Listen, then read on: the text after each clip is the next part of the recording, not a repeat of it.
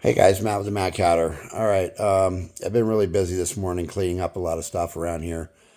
Um, we've got one cat that Cassie that's still not feeling 100%, but she's doing a lot better.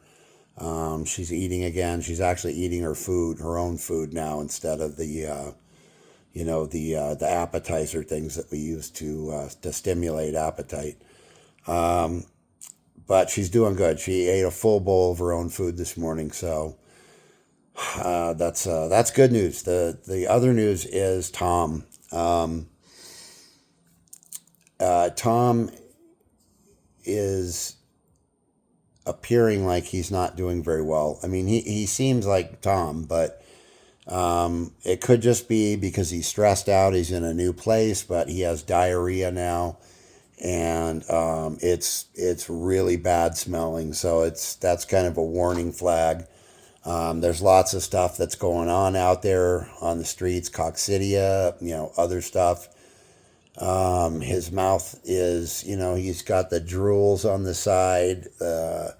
You see that in a lot of different things. Our little buddy Diddy, who passed away from kidney failure, had that. He always had crusty stuff on his mouth and little bits of drool.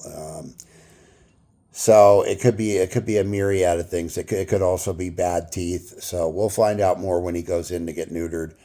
I am going to use the donation money to get him snap tested. That's really important. But there's a part of me that's seen a lot of this. So there's a part of me that's bracing for the worst with him. He has a lot of signs that there may be other stuff going on.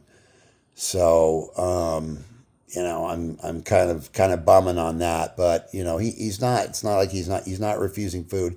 He did refuse to eat this morning, so I had to use some of those. Gave him a couple of those appetizers, and he ate them. So, and it's not like his other food was bad either. It's like I've been giving him since he's been here. I've been giving him. We got a case of these Fancy Feast. They come in little 2 packs. They're like, pyramid shaped, and they have like special gravy on them. They're like kind of treat foods, like fancy treat foods. So I figured, he's been through a lot of shit in his life. He deserves, the best stuff that we've got.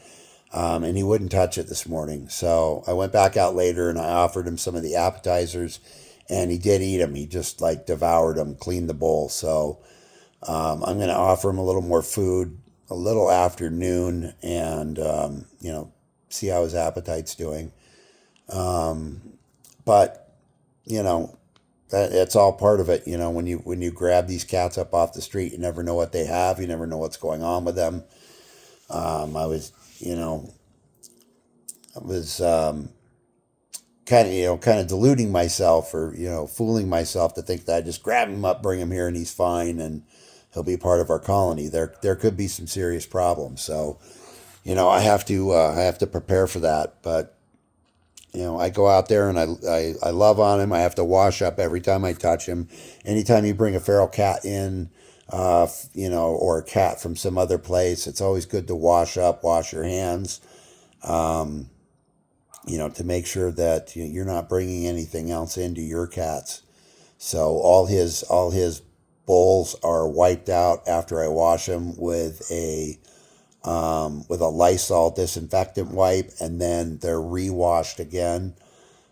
Just want to make sure, because we can't afford to have our cats getting sick and catching something. But I'm going to continue to keep my eye on him. I will be contacting Kim today to find out if we're on for Wednesday pickup, to get him into the clinic to get him neutered. I'm sure the vets there, can spot stuff if stuff's going on with him, and they'll let us know. I'm just kind of, when it comes to cats, I'm just kind of impatient. If I see a cat that needs help, I want to be able to help him now. I know what it feels like to have impacted teeth. I've had teeth removed, my molars in the back. And I know how painful that is. And the idea of letting a cat sit there for a week, it really bugs me. But there's nothing else we can do. We can't do it. We can't just take him in right now. even with the great vet that we have, the bill would be huge. And, that's not something we're not able to do right now. So we're going to let these vets at the clinic look him over, and we'll get him his SNAP testing. I don't know if they're going to be able to do it if we pay for it, or if the whole clinic is just not doing it at all anymore and he has to go somewhere else. Either way, we're going to get it done. He probably should have some blood work done too, and a fecal sample done. The diarrhea right now could just be stress. He could be really stressed out. When cats get really stressed, they're put in a new environment. They'll do things like go off food. They'll have, diarrhea.